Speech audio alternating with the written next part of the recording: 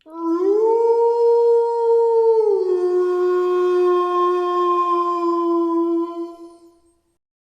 Friends, ఇంకొక కొత్త horror స్టోరీతో మీ ముందుకు వచ్చేసాను.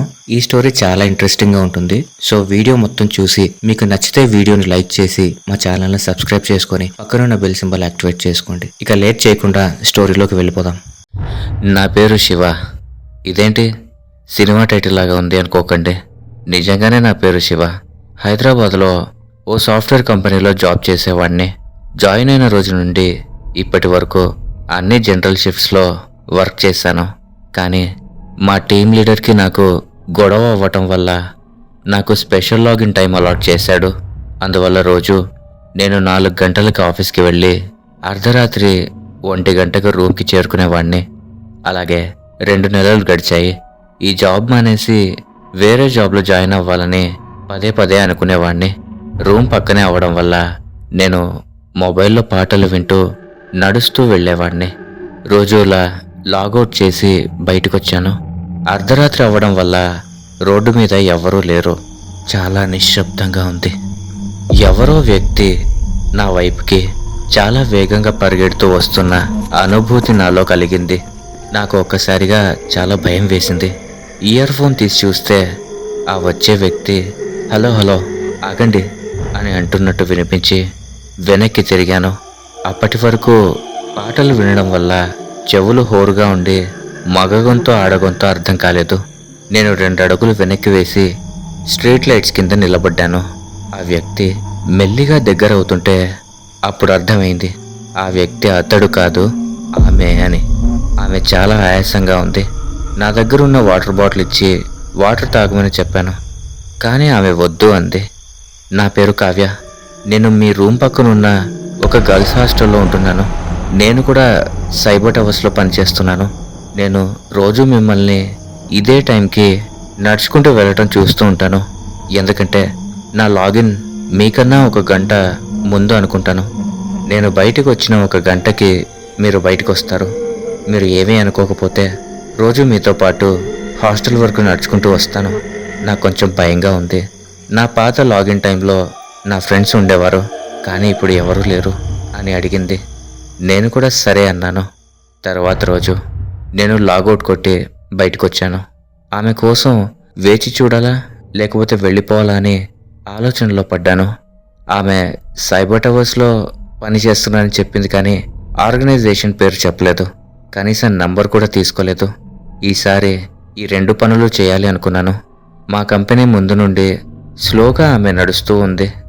నేను ఆమెని పిలుస్తుంటే ఆమె పట్టించుకోకుండా అలాగే వెళ్ళిపోతోంది. నేను వేగంగా నడుస్తూ ఆమెను ఆపి పిలుస్తుంటే వెళ్ళిపోతున్నారేంటి కావ్య అని అడిగాను. ఆమె ఆశ్చర్యంగా ఎవరు మీరు? నా పేరు కావ్య కాదు, నా పేరు గాయత్రి. మీరు నన్ను చూసి ఎవరో అనుకుంటున్నారు అని కోపంగా అక్కడి నుండి వెళ్ళిపోయింది. నాకు ఒక్కసారిగా మతిపోయింది. రాత్రే కదా కలిసి మాట్లాడుకున్నాం, పైగా ఆమె కదా నాతో మాట్లాడింది. ఒకవేళ నేను చీకటిలో ఆమెను సరిగ్గా గుర్తుపట్టలేదేమో అని ఇయర్ ఫోన్స్ పెట్టుకొని పాటలు వింటూ నడవసాగాను. కానీ ఆమె గురించి ఆలోచనలు. నేను సడన్గా నడుస్తూ ఎవరినో గుద్దినట్టు అనిపించింది. తల పైకెత్తి చూస్తే నా ముందు కావ్య చాలా సీరియస్గా నిలబడి ఉంది. నిజంగా నేనెవరో మీకు తెలుసా అని అడిగింది. నాకు కొంచెం భయం వేసింది. ఆమెను అలా చూసి కావాలని తెలీదు అని చెప్పి ఇయర్ ఫోన్ పెట్టుకొని నా దారిన నేను నడవసాగాను. శివగారు, నేనే అండి, కావ్యని. సరదాగా మిమ్మల్ని భయపెట్టాలని అలా అన్నాను. మీరు నిజంగా భయపడితే ఐఎమ్ సారీ అని చెప్పి నన్ను బతిమాలింది. నేను తేరుకుని మళ్ళీ ఎప్పుడు ఇలా చేయొద్దు అని చెప్పి ఇద్దరం నడుస్తూ కబుర్లు చెప్పుకుంటూ ఎవరి రూమ్స్కి వాళ్ళు వెళ్ళిపోయాం. తెల్లవారింది. ఫ్రెష్ అప్ అయ్యి రూమ్లో టీవీ చూస్తుంటే నాకు కావ్య గుర్తుకొచ్చింది. సరదాగా ఆమెను కలవటానికి కావ్య హాస్టల్కి వెళ్ళాను. రిసెప్షన్కి వెళ్ళి తన ఫ్రెండ్ కావ్యని కలవాలి, ఆమెను పిలవండి అని అడిగాను. ఆమె లిస్ట్ చెక్ చేసి ఆ పేరు ఉన్నవాళ్ళు ఎవరూ లేరు అని చెప్పింది. అప్పుడు ఆమె లాగిన్ టైమ్స్, సైబర్ టవర్స్ గురించి డీటెయిల్స్ చెప్పి చూశాను. కానీ ఆ పేరుతో ఎవరూ లేరని ఆ రిసెప్షనిస్ట్ చెప్పింది.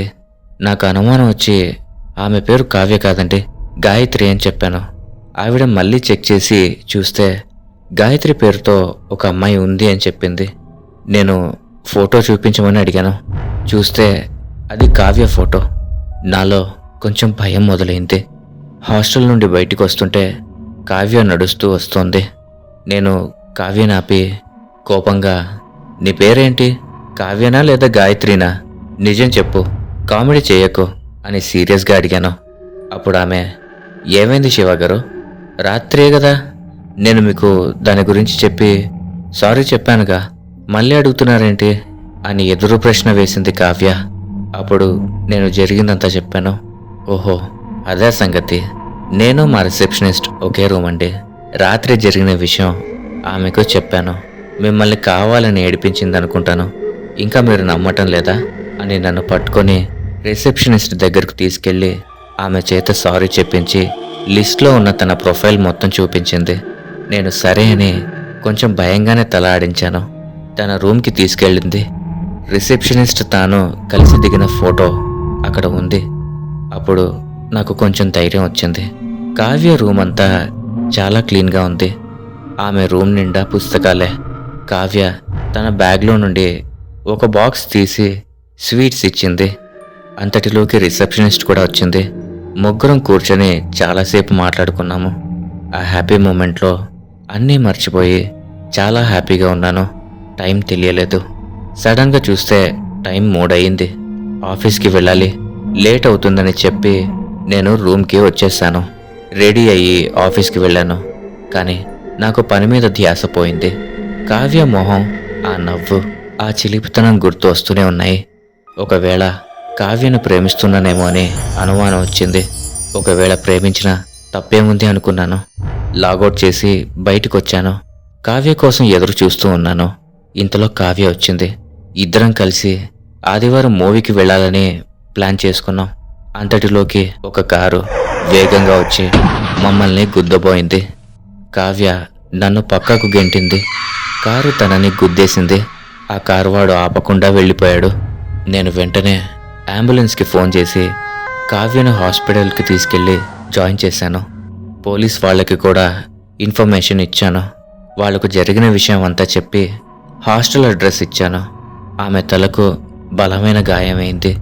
ఆపరేషన్ చేశారు.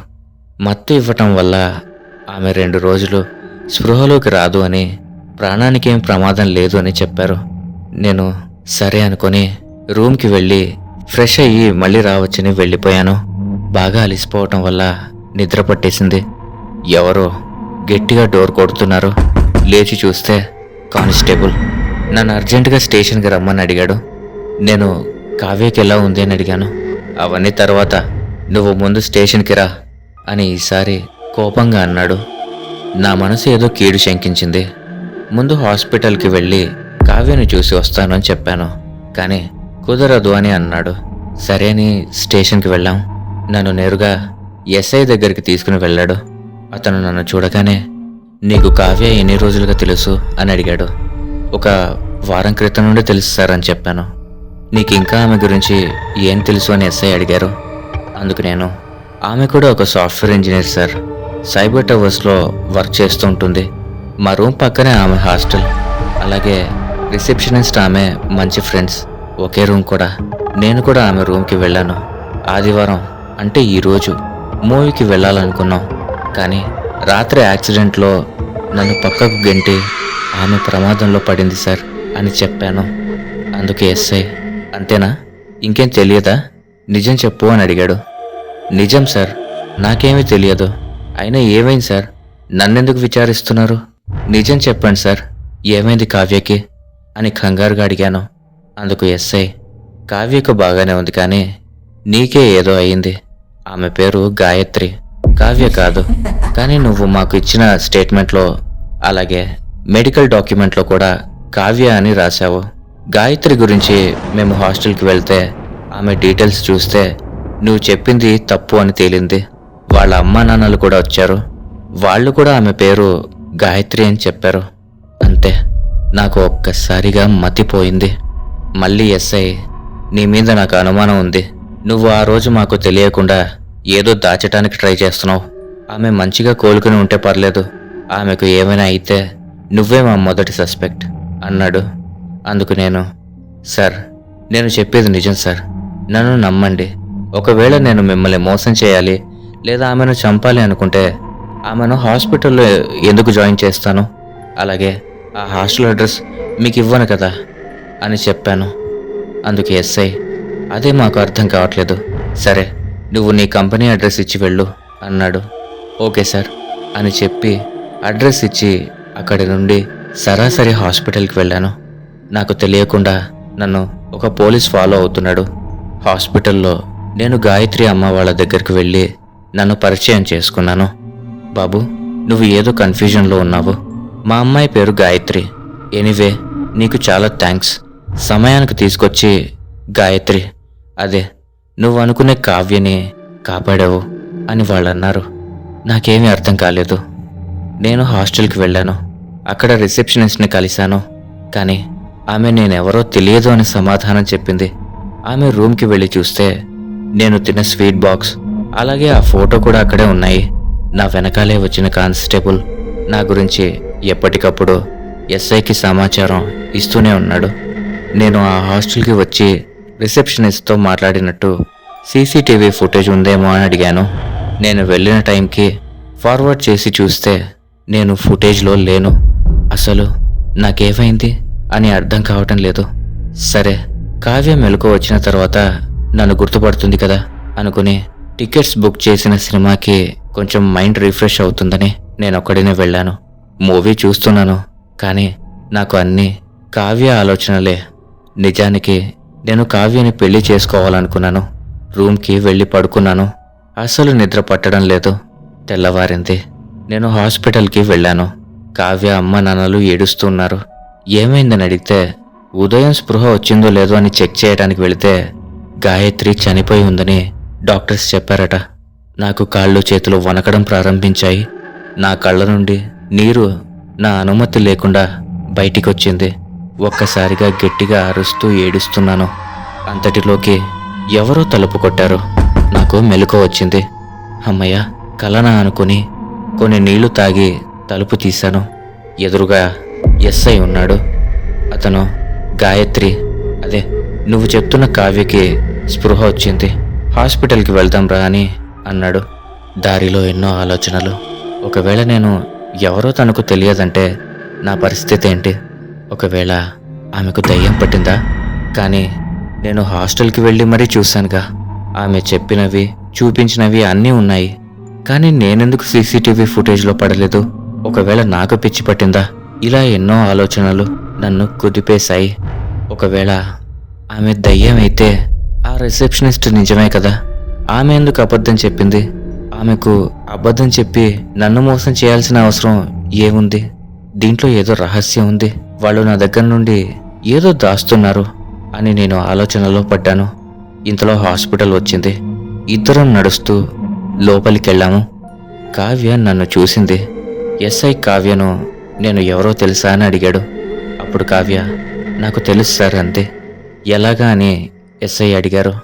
కొన్ని రోజుల క్రితం నేను నైట్ వాక్కి వెళ్ళినప్పుడు నన్ను కావ్య కావ్య అని పిలిచాడు. నేను కావ్య కాదు గాయత్రి అని చెప్పి అక్కడ నుండి వెళ్ళిపోయాను అని కావ్య చెప్పింది. అప్పుడు ఎస్ఐ, చూసావా శివ, ఆమె ఆ రోజు నైట్ వాక్కి వచ్చింది. ఆమె ఏ సాఫ్ట్వేర్ కంపెనీలో పని చేయట్లేదు. నీకు ఏదైనా హెల్త్ ప్రాబ్లం అయి ఉండొచ్చు అని ఎస్ఐ అన్నాడు. నేను కావ్య దగ్గరికి వెళ్ళి ఆమె కళ్ళలో కళ్ళు పెట్టి చాలా బాధగా, ఎందుకు కావ్య నాతో ఆడుకుంటున్నావు అని అడిగాను.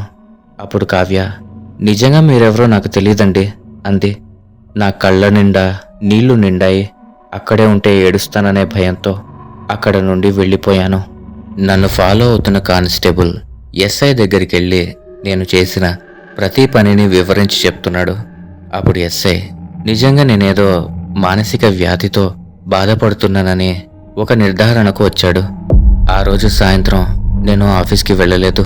నా మెదడు మొత్తం కావ్య ఆలోచనే. మా ప్రాజెక్ట్ మేనేజర్ పదే పదే కాల్ చేస్తున్నాడు. నాకు విసుగొచ్చి మొబైల్ని స్విచ్ ఆఫ్ చేశాను. నేను ఎలా ఉన్నానో తెలుసుకోవడానికి ఎస్ఐ నాకు కాల్ చేయడానికి ప్రయత్నిస్తున్నాడు. కానీ మొబైల్ స్విచ్ ఆఫ్ వస్తోంది అని భయం వేసి కానిస్టేబుల్ని నా రూమ్కి పంపించాడు. నేను కానిస్టేబుల్ కలిసి ఎస్ఐ ఇంటికి వెళ్ళాము. రాశివా, కూర్చో. నేను నీ మీద ఎందుకంత జాలి చూపిస్తున్నానో నీకు తెలుసా అని అడిగాడు ఎస్ఐ. తెలియదు సార్ అన్నాను.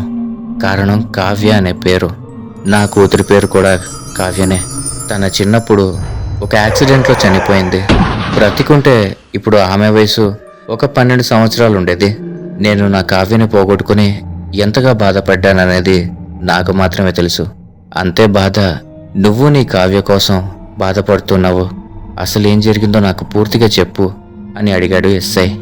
పూసగుచ్చినట్టు మొత్తం చెప్పాను. అప్పుడు ఆ ఎస్ఐ, నువ్వు ఆ సీసీటీవీ ఫుటేజ్లో లేవు, కానీ నువ్వు గాయత్రి రూమ్లో ఉన్న ఫోటో, బుక్స్, అలాగే ఆ స్వీట్ బాక్స్ చూశాను అంటున్నావు కదా. రేపు వెళ్ళి మనం ఇద్దరం అక్కడ చెక్ చేద్దాం. ఒకవేళ నువ్వు చెప్పినవి అక్కడ లేకపోతే నువ్వు నేను చెప్పినట్టు చేయాలి. ఒకవేళ ఉంటే ఆ మిస్టరీ ఏంటో కనిపెట్టడానికి నీకు నేను సహాయం చేస్తాను అన్నాడు. అందుకు నేను, సార్ ఒకవేళ లేకపోతే నన్ను ఏం చేయమంటారు అని అడిగాను. నాకు తెలిసిన ఒక మానసిక వైద్యుడు ఉన్నాడు, మనం ఆయనను మీట్ అవుదామని నా వంక జాలిగా చూశాడు. ఆ రోజు రాత్రి నేను కూడా ఆయన ఇంట్లోనే పడుకొని రేపు ఉదయం ఫ్రెష్ అప్ అయ్యి హాస్టల్కి వెళ్ళాలి అనుకున్నాను. తెల్లవారింది. నేను ఎస్ఐ ఇద్దరం కలిసి హాస్టల్కి వెళ్ళి చూసాం. కానీ అక్కడ ఆ ఫోటో లేదు. అలాగే ఆ రూమ్లో బుక్స్ కూడా లేవు. నాకు నోట మాట రాలేదు. సిస్టంలో కావ్య ప్రొఫైల్ చూశాను. ఆమె పేరు గాయత్రి అని ఉంది, కానీ నేను చూసినప్పుడు కావ్య అని ఉంది. నన్ను హాస్టల్ నుండి ఎస్ఐ డైరెక్ట్గా తీసుకుని ఒక సైకాట్రిస్ట్ దగ్గరకు తీసుకెళ్లాడు. నన్ను ఆయన తన మాటలతోనే నన్ను పరీక్షించాడు. ఏవో కొన్ని టెస్టులు చేశాడు. వాటి రిపోర్ట్స్ కోసం వెయిట్ చేస్తున్నాము. కొన్ని నిమిషాల తర్వాత రిపోర్ట్స్ వచ్చాయి. ఇద్దరం కలిసి లోపలికి వెళ్ళాము. వచ్చిన రిపోర్ట్స్లో అన్నీ బాగానే ఉన్నాయి. సో మీరు మెంటల్ హెల్త్లో బాగానే ఉన్నారు. కాబట్టి మీరు కావ్య గురించి, అదే గాయత్రి గురించి అబద్ధమైన చెప్పి ఉండాలి, లేక నిజమైన చెప్పి ఉండాలి. నాకు మీరెందుకో నిజం చెప్తున్నారు అనిపిస్తుంది అన్నాడు ఆ సైకియాట్రిస్ట్. ఇప్పటికీ కొంచెం నా మీద నాకు నమ్మకం కుదిరింది. ఎస్ఐ కూడా నన్ను నమ్మటం మొదలు పెట్టారు. అక్కడ నుండి మేమిద్దరం ఫోరెన్సిక్ ల్యాబ్కి వెళ్ళాము. అక్కడ ఎస్ఐ గారు లైట్ డిటెక్టర్తో నన్ను చెక్ చేశారు. అన్ని వాయిస్ ఇన్పుట్స్ కూడా నిజమని తెలిసింది. అప్పుడు ఎస్ఐ ఆశ్చర్యపోయాడు. చూడు శివ, నువ్వు ప్రాక్టికల్గా నిజం చెప్తున్నావు, కానీ నేను నమ్మలేకపోతున్నాను.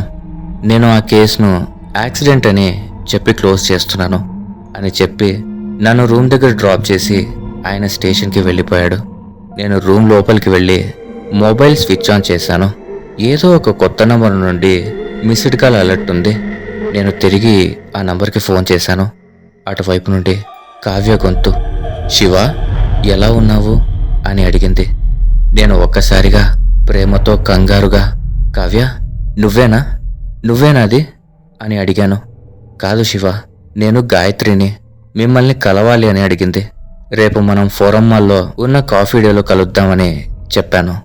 కావ్య భావం తెలియకపోయినా నేను కావ్య మాటలైనా వినొచ్చు అని నేను కూడా సరే అన్నాను. తెల్లవారింది. నేను కావ్యని మొదటిసారిగా కలిసినప్పుడు వేసుకున్న డ్రెస్సే వేసుకున్నాను. మంజీరా మాల్ దాటి మెల్లిగా నడుస్తూ ఫోరం మాల్ చేరుకున్నాను. కాఫీ డేలో కావ్య చాలా కూల్గా కూర్చునుంది.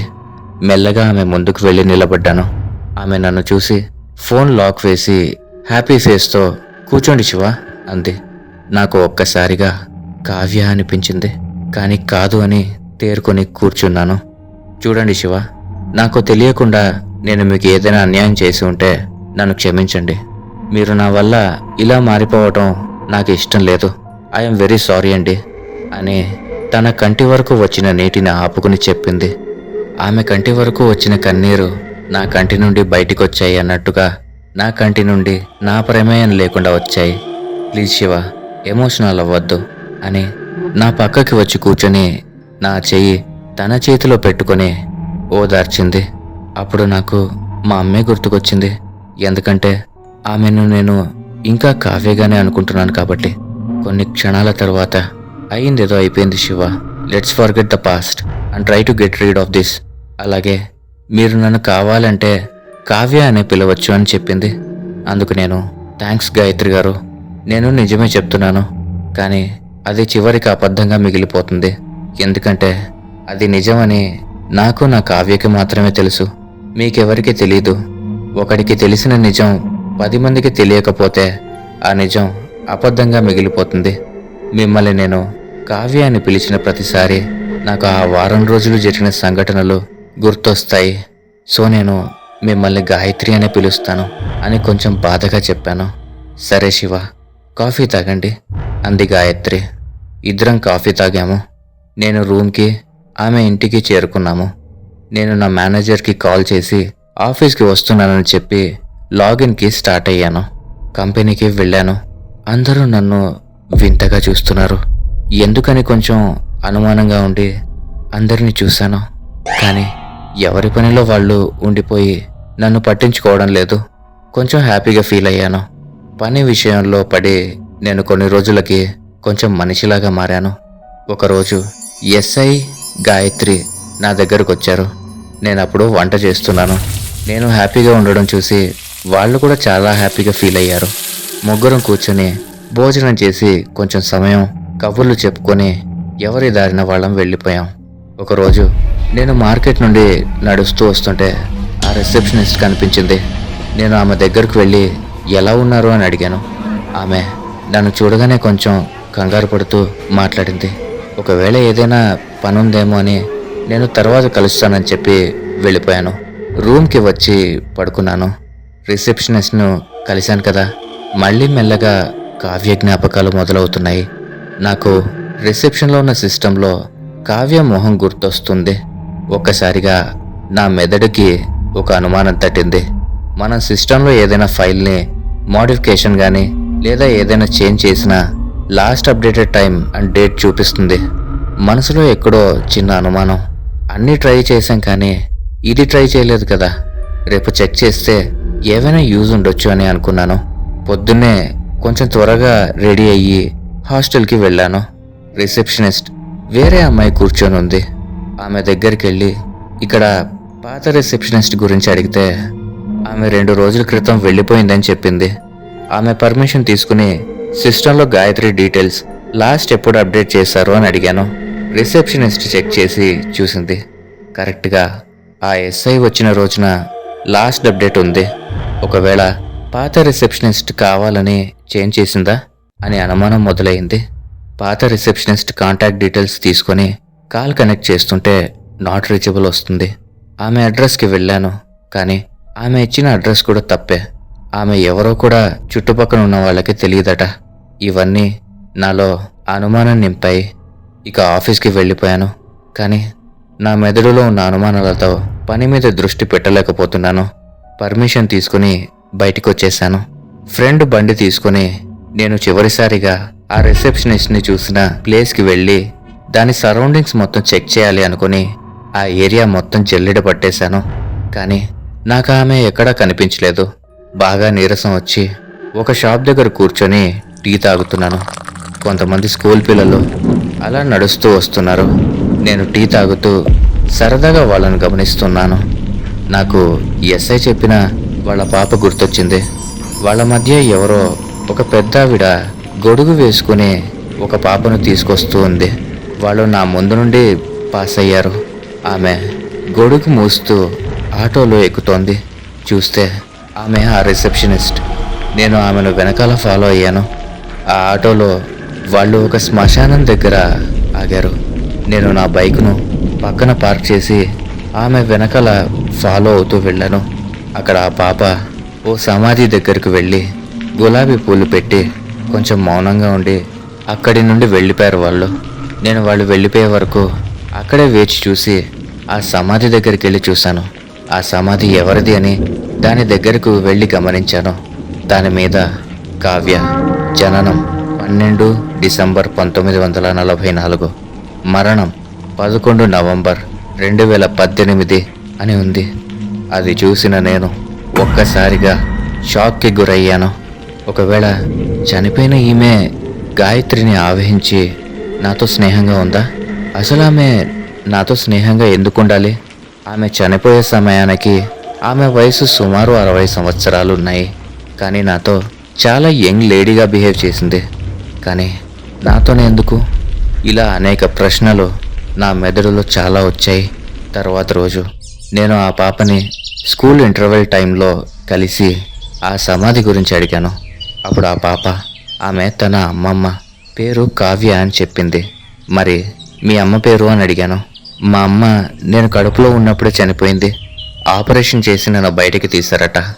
అలాగే నేను కొన్ని రోజులు బాక్స్లో ఉన్నానట అని చెప్పింది.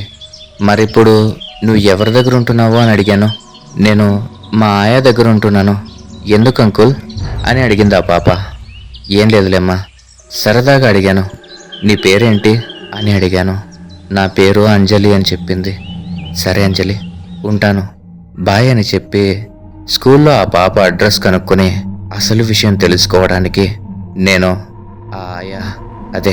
ఆ రిసెప్షనిస్ట్ దగ్గరకు వెళ్తూ ఉన్నాను.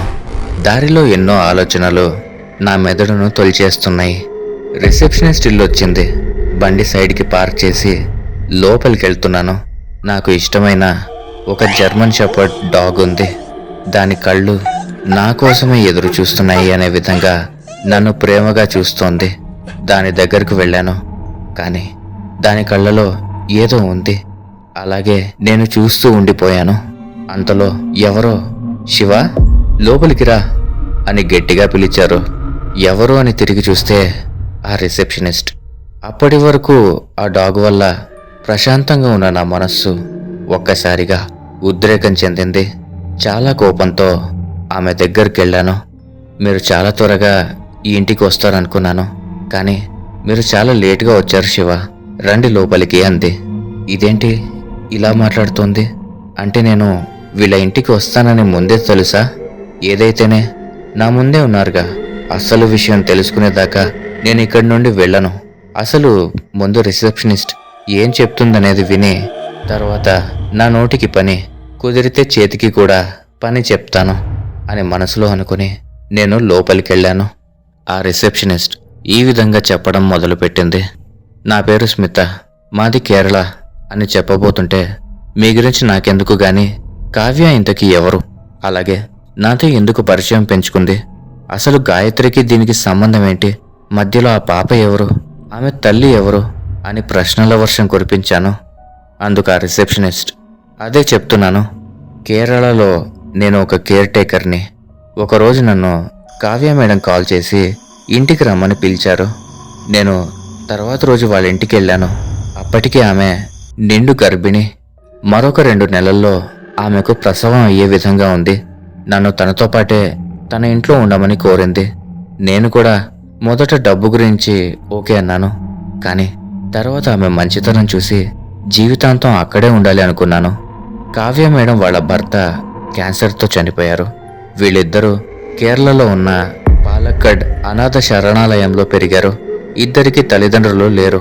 అందుకని ఈమె ఒంటరిగా ఉండలేక నన్ను తోడుగా తెచ్చుకుంది. నేను చేసిన అన్ని అప్పులు ఆమె తీర్చేసింది. అలాగే నన్ను సొంత చెల్లిగా చూసుకుంది. అలా 1 నెల రోజులు గడిచాయి. నేను మేడంకి బాగా దగ్గరయ్యాను. కావ్య మేడం ఇంట్లోనే ఉంటూ ఇంటి నుంచే వర్క్ చేస్తూ ఉండేది. తన ల్యాప్టాప్లో తనకు పుట్టబోయే బిడ్డ ఎలా పెంచాలి, ఎక్కడ చదివించాలి, ఇలా అనేక రకాలుగా ఒక డాక్యుమెంట్ తయారు చేసింది. దాని పేరు అంజలి అని పెట్టింది. నేను మా ఊర్లో పని ఉండి మేడంని ఒక 2 రోజులు ఇంటికి వెళ్ళి వస్తాను అని అడిగాను. మేడం సరే అంది. నేను వెంటనే వచ్చేస్తానని చెప్పి ఇంటికి వెళ్ళిపోయాను. ఇంటికి వెళ్లే ముందు ఇంట్లో అన్నీ సమకూర్చి వెళ్ళాను.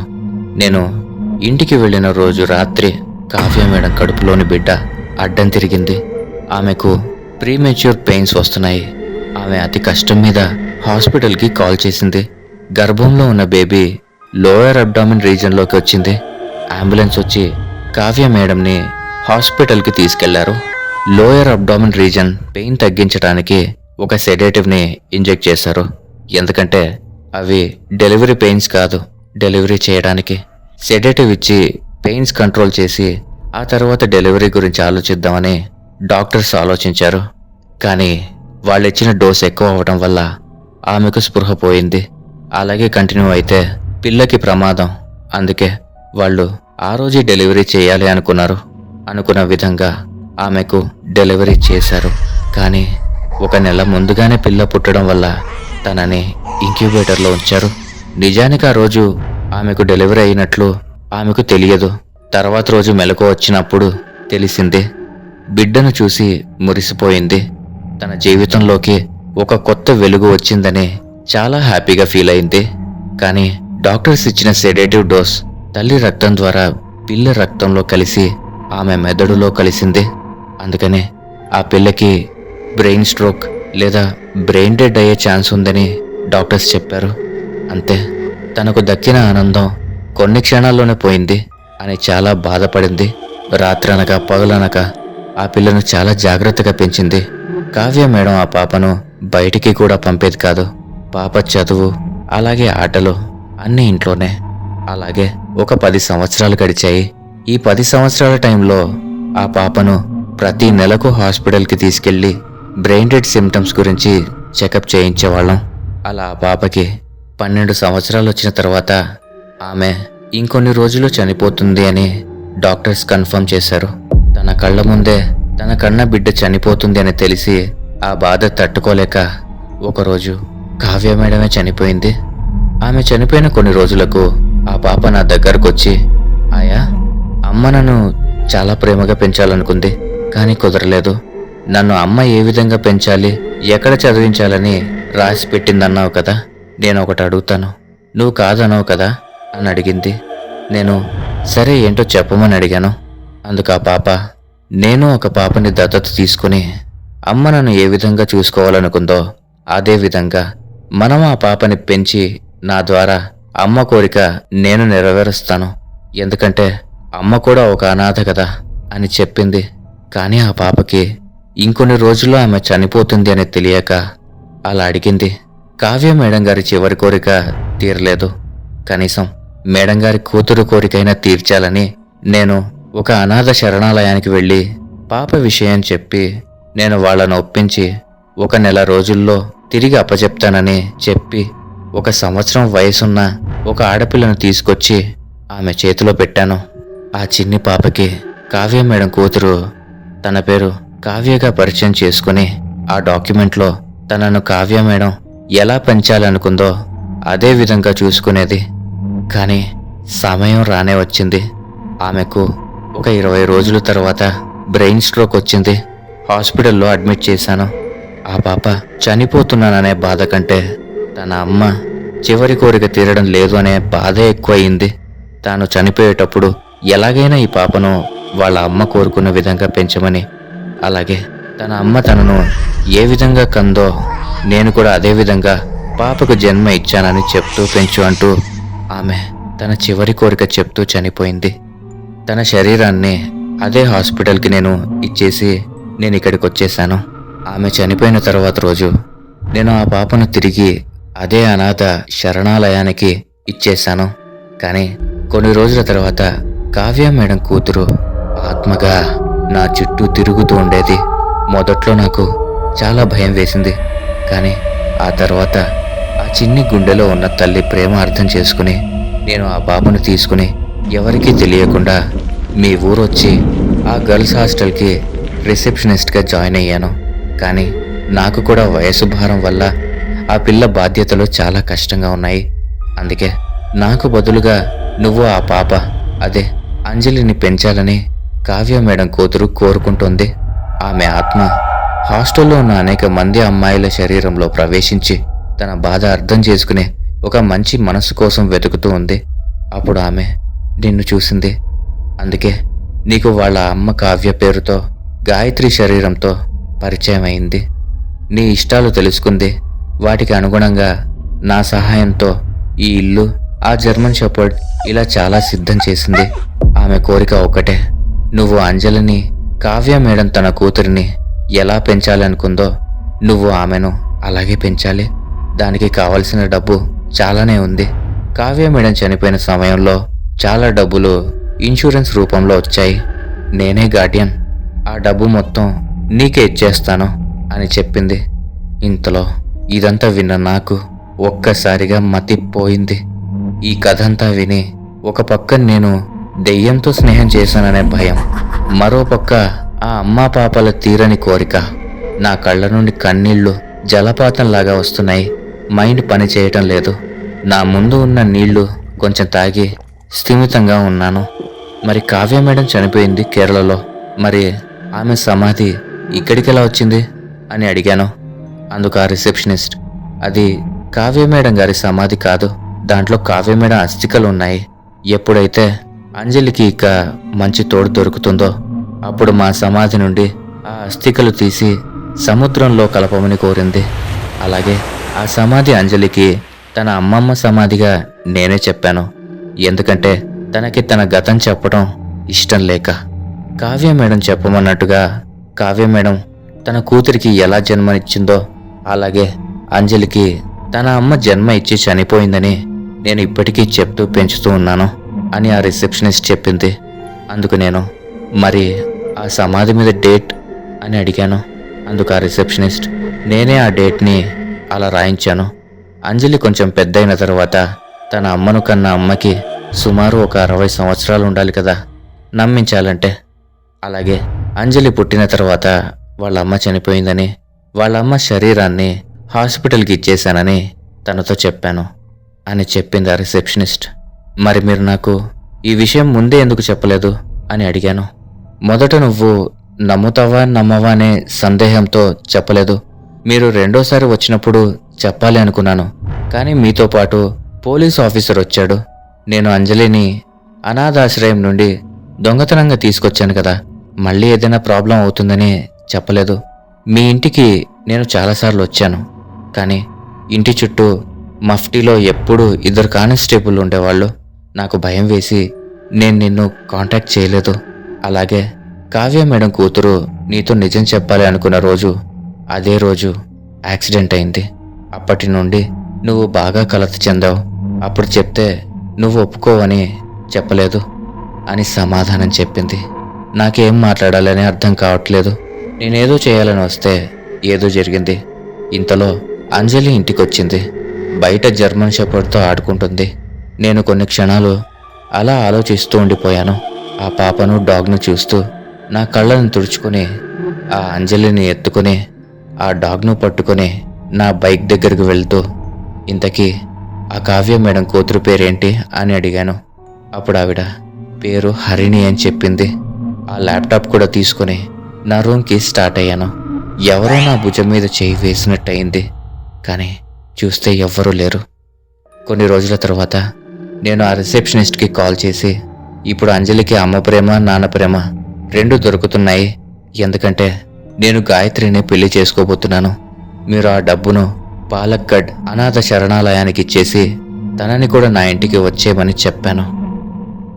ఓకే ఫ్రెండ్స్, ఈ స్టోరీ కనుక మీకు నచ్చినట్లయితే ఖచ్చితంగా ఈ వీడియోని ఒక లైక్ చేసి మీ అభిప్రాయాలను కామెంట్ చేసి మీ స్నేహితులు మరియు బంధువులతో షేర్ చేసుకోండి. అలాగే మా ఛానల్ని సబ్స్క్రైబ్ చేసుకొని పక్కనున్న బెల్ సింబల్ని యాక్టివేట్ చేసుకోండి. Thanks for watching.